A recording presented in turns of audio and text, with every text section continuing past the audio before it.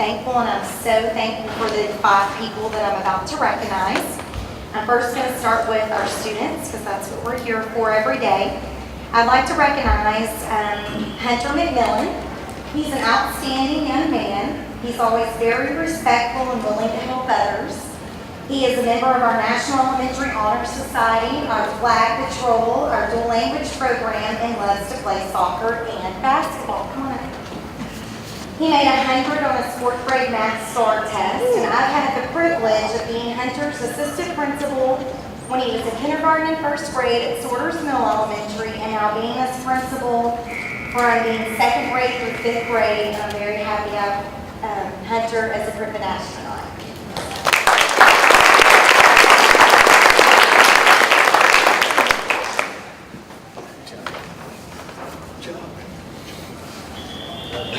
Give us some apples.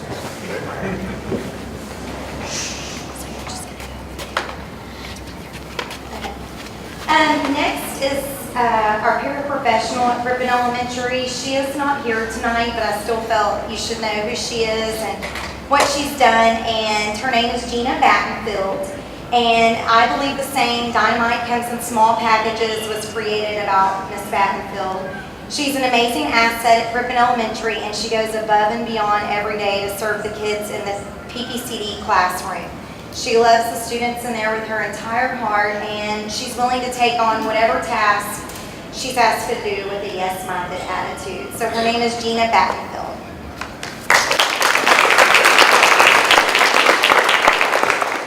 Next is our teacher, and her name is Lori King. She should be called Smiley because she always has a smile on her face. She's a tough yet passionate kindergarten teacher who always brings a positive spirit in any situation she's in. She is the kindergarten team leader, and you can tell that the team is filled with fun, love, and excellence because her heart is in all of the guidance. She teaches English dual language. She's a member of the New Caney ISD Literacy Academy, where she comes after hours to learn and share with other teachers. And she taught my own daughter in kindergarten last year, and she's just the epitome of a kindergarten teacher that loves and cherishes all students at Griffin Elementary.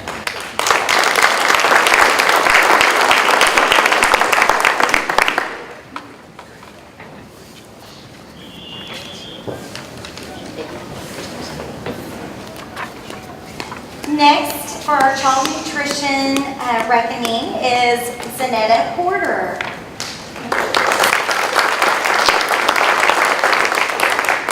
She's a very hard worker, and she comes every day with a smile on her face. She's not afraid to jump in and help anyone when they're in need. She's friendly with all the kids, has a positive attitude, tries to make them smile if they're having a bad day. She comes in early, stays late, does whatever she needs to in order to get the job done.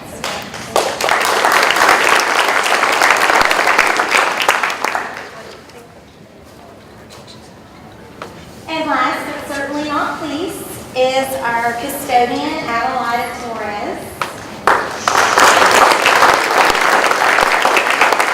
She is very diligent, hardworking. She works efficiently in times of a great crowd or stress. And the reason that I say that is Griffin Elementary, when we have 95 visitors a day that visit us for breakfast, lunch, or dinner. And when the other day we had 400 visitors on the Veterans Day program. Like this, she just takes it with a blink of an eye and handles it calmly. Always loves our kids, volunteers as a personal mentor to kids at school, and they really look up to her. She's helped my own daughter learn to speak a lot of Spanish. She comes in after hours, works church services on Sunday. She's just really valuable, and I'm glad to have her.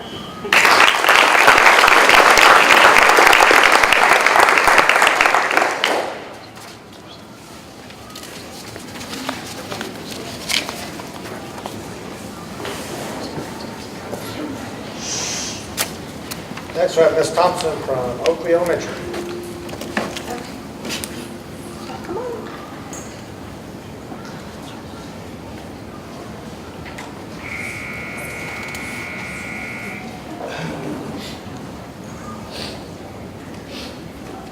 Okay, I'm going to start with Richard Minshew. He is our custodian that we are honoring tonight. And what I love about Richard is no matter what I ask him to do, he doesn't tell me no.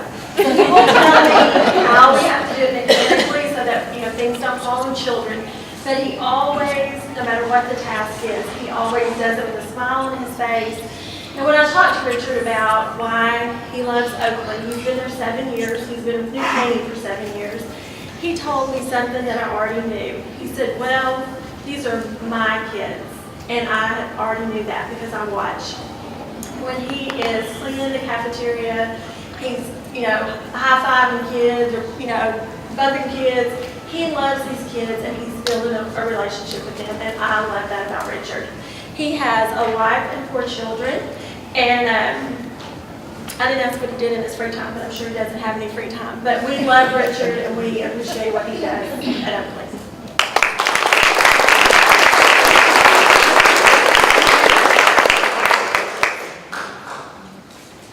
Next, we have Miss Felicia Johnson. She is our cafeteria manager. She has been with New Caney for 22 years. This is her first year at Oakley. We hope that it's not your last. We want you to stay for many more.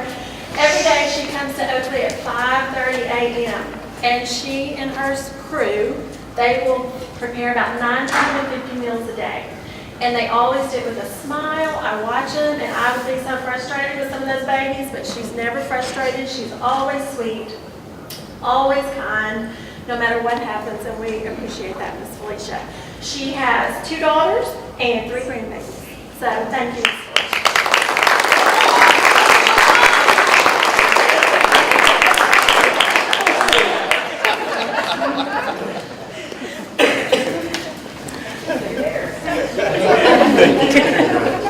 Thank you. Great job.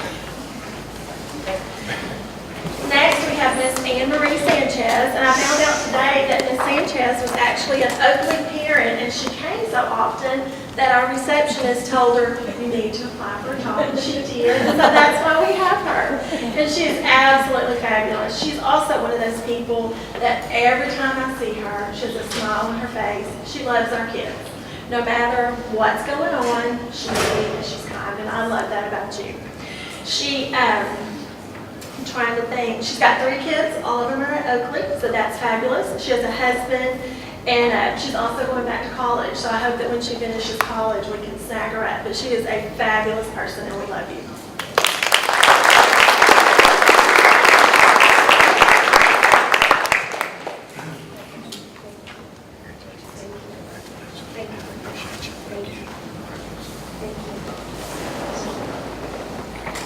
Next, we have Miss Terry Trout. She is a 5th grade science teacher at Oakley. She's been in education for 7 years, and all 7 of her years have been at Oakley. One thing that I noticed about Miss Trout, my very first day, she was sweet, she would smile, and sometimes as a new principal, you don't always have that. But every time I saw her, she's positive, she loves our kids, no matter what comes her way, she says, oh, I've got this. I love that about you. 2 days before school started, and this is after Harvey, I called Miss Trout in, and I lost sleep over what I was going to ask her. I said, Miss Trout, I need you to move from 4th grade writing to 5th grade science. And I just looked at her. And she said, with a smile on her face, she said, I'd love to.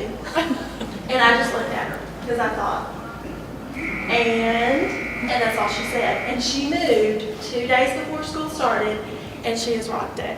And I love that about her. No matter what comes her way, she's a team player, she loves Oakley, she loves our kids, and that is fabulous. She makes my job easy. She has a husband, 2 children. One is a freshman at New Caney, and one is a senior. So in her spare time, when she doesn't have a lot, she watches football and cheerleading. But Terry Trout, you are fabulous.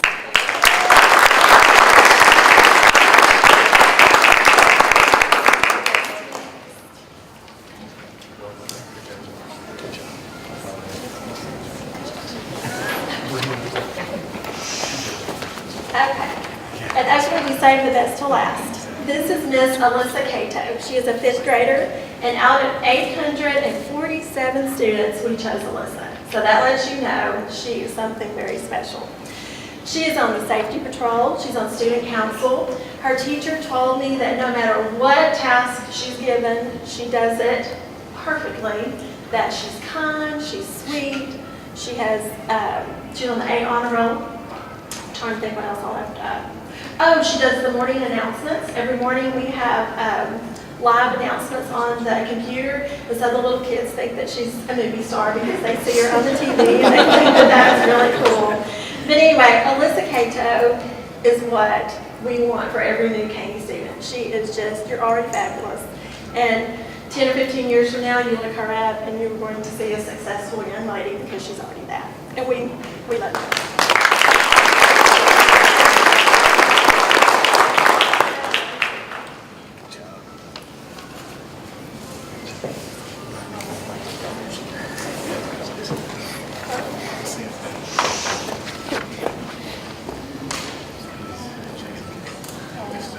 Okay, item 3 on the agenda is delinquent tax report update presented by Linebarger, Dogan, Blair, and Sampson. Starting off with Ms. Maris Blair. Good evening. Such a pleasure to be in front of you again this year. I have the honor of introducing the two gentlemen who do your day-to-day delinquent tax collections. That is Jeff McRae, and he's going to get up here and speak, even though he's not too sure about that. And our new attorney, James Gass. He has been with Linebarger for many years, and we brought him in from the Lufkin office. He is now based in Conroe. Him and his wife, and he is your attorney for delinquent tax collections, and we welcome him, and we're very excited to have him. Thank you.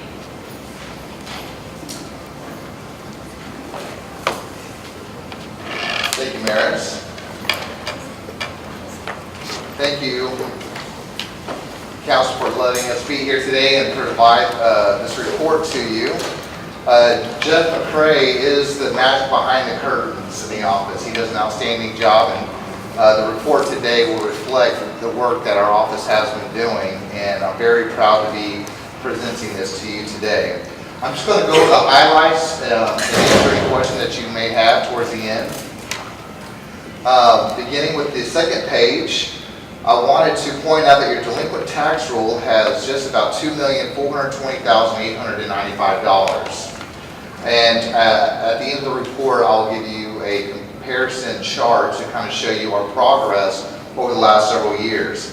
As you can see, last year alone, we filed suits, 78 suits. And again, this report is between September 2016 to August 2017. The suits that we filed was seeking judgment amount of $338,220. And also our tax sales is, the dollar amount involved was $109,807. It is important to note that 20% of your tax roll combined is pretty much untouchable. This includes bankruptcies and also tax deferrals. As you see, you have 190 accounts that are just over $347,000. That makes up close to 15% of your tax roll and nearly 6% in bankruptcies. On the next page are mailings. It shows you the dates of each of the mailings that we have. We had approximately 7 mailings throughout last year. And this is really the bulk of our collection activities. We talk to delinquent taxpayers on the phone and trying to get them to make payments to the tax office and also through our office here in Conroe. And if you look at the delinquent collections, the base levy only, you'll see over the years how the collections has increased. Last year, we had a nearly 50% collection rate, which is up extensively from 2012 when we took over this contract. On the next page, I have a pie chart that shows you the delinquent tax roll by year and the percentage of what makes up your delinquent tax roll. 2016, which were just released in this past July, make up 33% of your roll. And as you can see, the prior years there in the current chart. And the last page here really tells the story of our collection efforts. As you can see, between 2012 to where your current delinquent balance is actually less now than what it was in the beginning. However, your tax levy has increased, almost doubled over the last several years. And there's numerous factors for that increase, but as this area continues to grow, we believe that that levy will definitely increase, and so will your collections. Do you have any questions regarding the report?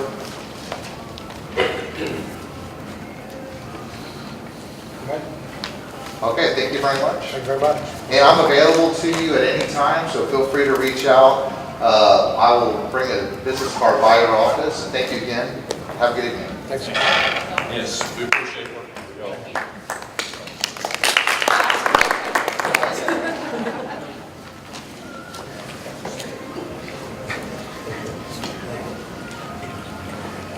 Next on the agenda is an Education Foundation report presented by Mr. Vernon. Patrick, I lost the name wrong. Sorry about that. It took my wife 3 years to figure out how to say, so that's okay. Good evening. I'm Vernon Wright with Port of Drug and Alcohol Screens. For the fiscal year of 2017, I'm very proud to be the president of Union County ISD Education Foundation Board of Directors. Each year, we come before the school board to share some highlights and results of our mission of funding teacher grants. First of all, I'd like to read our mission statement. The New Caney ISD Education Foundation exists to enrich, maintain, and expand programs necessary to meet the district's stated mission of excellence. For some reason, I'm nervous all of a sudden. Before we get to that, I'll tell you what I did this Saturday. It was a Texas Song Festival. The fishtail set up the truck. I was frying fish. I got to fry fish and sell it because they donated 100% of their proceeds back to the Education Foundation. And for that, we're very thankful. We started off the year strong with the introduction of community campaigns, local partnerships with Buster's Brew, Neighbors Emergency Center, Buster Brown Propane, Fishtails, Chick-fil-A, Liars of Kingwood, Darcy Funeral Home, and I'm going to try to get all this right in one breath, Linebarger, Brogan, Blair, and Sampson came in at a $5,000 level, and I appreciate it. Our annual Breeze into Summer fundraiser luncheon was well attended. There's something in this room. Featured 5 biggest grand winners and their items on display. It's also been kicked off our endowment fund. This is an investment legacy account, and our goal is to generate $250,000 before we start applying the interest. To our teacher grant program, with plans to extend it to 10% refund. Developers are connecting with us and finding ways to support our teachers and students through a nonprofit. Cernus Development in Woodbridge Forest is one example. We are the nonprofit beneficiary of the Boulder Reindeer Run this December. Our board continues to evolve and have recently voted in 4 new members for 2018. We've also formed an advisory committee with former board member Christian Shank of Shank Wealth Management, former board member lawyer Melissa Lanier, and Texas Senator Brandon Creighton. Got to the good stuff. Oh my goodness. We did 118 grants this year. Okay? The teachers, what you saw up here talking, the teachers coming up and talking about what they did and the students. That's what we were doing for.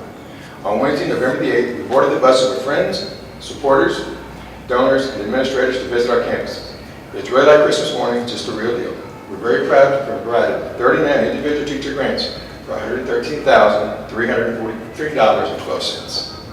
So on behalf of the Education Foundation Board of Directors, we respectfully request that you accept our donation to the district of $1,304.23. And I thank you. Thanks, sir.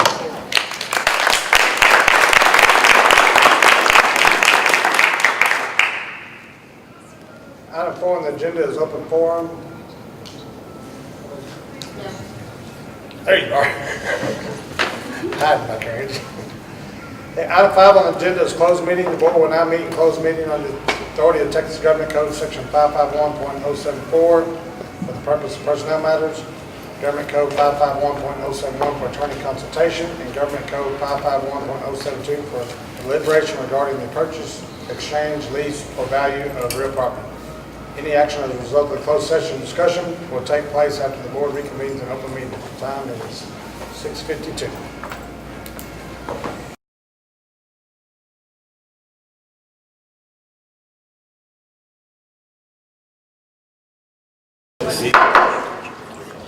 The board in its closed meeting at 8:12 p.m. and will now reconvene in open session. Item 6 on the agenda is reports and proposals of board members. Item 7 on the agenda is superintendent's report. We've already moved to one item. We'll go to Ms. Fain. the property reappraisal update. Hey, I believe Mr. Franklin had sent you an email back at the end of October to go over some of the information we got from Tony Belanowski, the chief appraiser at the appraisal district. So I'm just going to kind of go over that real quick. There was actually 562 properties that were identified that were within the boundaries of New Caney ISD as of October 16th. There were 65 properties that they were still pending inspection as of that date.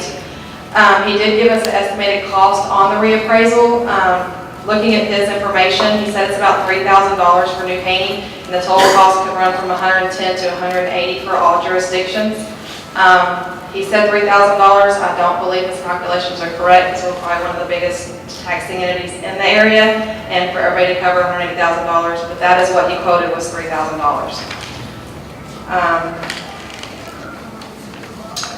What he did is he took the average home value, which is $172,843, and basically they just said 50% loss, so they value those homes at $86,422. This is just for an estimate of what we could be looking at for levy loss.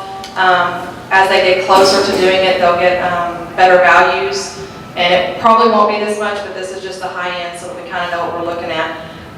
Total loss, including levy loss and state funding loss, because our local effort will go down because tax collections will go down, is about $433,000 and $301. $327,000 of that is M&O, and $106,000 of that is going to be INS. So we're looking at a total of $433,301 that we would lose in property value or levy loss and state funding loss. Our current tax levy is $64 million, so that is a small portion of our levy that we will lose, but this year with us having lower ADA than what we anticipated, I did speak with TEA in that email. I told you that I'd keep you updated. TEA did say that they were not going to provide us with any help, that we did not qualify with any of the criteria in order to get help with our lower ADA. So we will be bringing you a resolution next month to adopt in order to reappraise these values and let our homeowners have a lower tax value this year. All the rest of the school districts in the region or in the county have already passed their resolution, and all of them agreed to it. So we will be bringing that back to you in December for approval. Any questions? So Brandon, why don't you update the board on where we are from a budgeting standpoint because of the reduced ADA and where we're looking at, I'm sure that would be of interest to the board. Okay. See where we are on target right now, even though the ADA is not where you Yes. thought it would be. Yes. Currently, our ADA is sitting at 14,128. Budgeted ADA was 14,421. That is 293 ADA down from what we projected.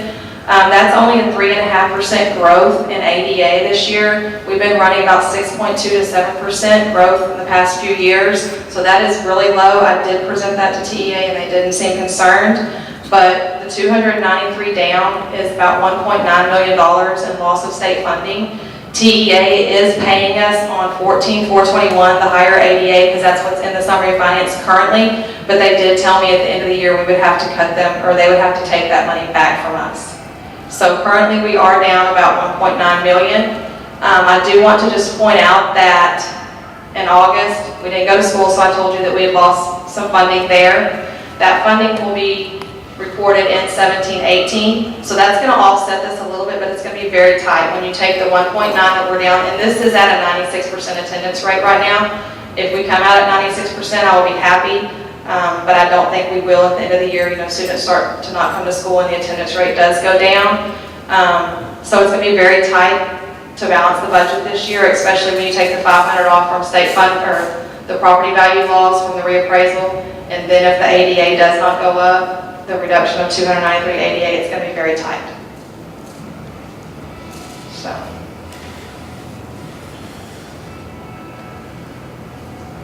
Any more questions?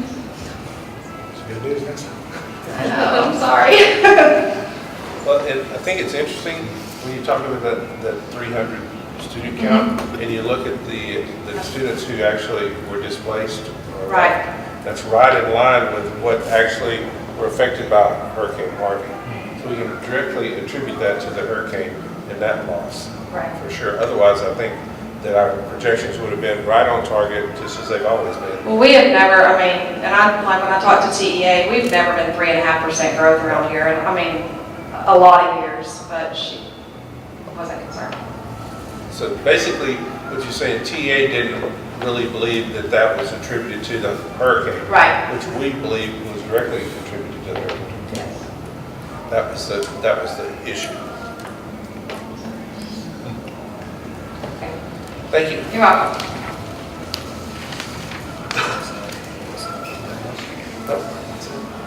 Okay, Item 8 on the agenda is the consent calendar, consists of consideration of minutes, consideration of finance reports, consideration of personnel reports, consideration of policy update 108, consideration of change to 2017-2018 parent-student handbook and student code of conduct, and consideration of approval of all campus improvement plan performance objections. Are there any questions? A motion to approve the items on the consent calendar. So moved. Second. All those in, motion made, moved, second. All those in favor say aye. All those opposed, motion is approved. Item 9 on the agenda is consideration to award agreement with Stantec Architects for architectural services to design and construct a new high school facility and procurement method. Mr. Kaplan. Yes, sir. Earlier in the fall, we issued an RFQ for architect services to help design and construct high school number 3. We had 11 responses from that. We shortlisted that and interviewed 4 of those firms by committee, and the committee is bringing you the recommendation to utilize Stantec to help design and build that third high school. The intention is to bring them on board early, so that way we can get the visioning and programming, all that stuff done, so that way we can be ahead of the game if the third high school gets put into a bond package, whenever that may be. So we're doing as much work as we can before that actual date. And the Stantec, that's one to do the ag facility and The ag several facility, others. they've done this facility, College. early college, any more y'all want, later plan. There you go. So, we're used to working with Laura and Rule, and the committee was very confident that they could give us a product that we'd be proud of. Very innovative for us. Any questions? Is there a motion to award the agreement with Stantec Architects for architectural services to design and construct New Caney High School facility? Caney High School, facility, this is new high school. New high school. I ain't know where Caney is there, so it should be Caney. And procurement method. Second. Motion been moved to second. All those in favor say aye. Aye. All those opposed, motion is approved.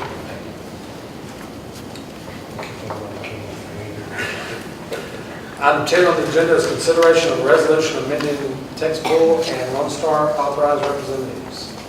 It's fine. We're just requesting that you approve the resolution to allow Meredith and myself, I'm already on there, but for Meredith to be able to go in and do transfers. These are the 2 investment accounts that we participate in. It will take Matt off, because currently he is an authorized representative to do transfers, but it would take him off, add me and Meredith, and then to allow our general ledger accountant view-only access. But they require a board resolution to do that. So we're asking you to approve that. Any questions? Is there a motion to approve the resolution amending text pool and Lone Star authorized representatives? Second. Motion been moved, second. All those in favor say aye. All those opposed, motion is approved. And lastly, before we end the meeting, it's not on the agenda, but I'd personally thank Ms. Shipley for her service to the board for how many years? 9 years? 9.5. 9.5 years. I know she'll be greatly missed. Appreciate your service. Thank you.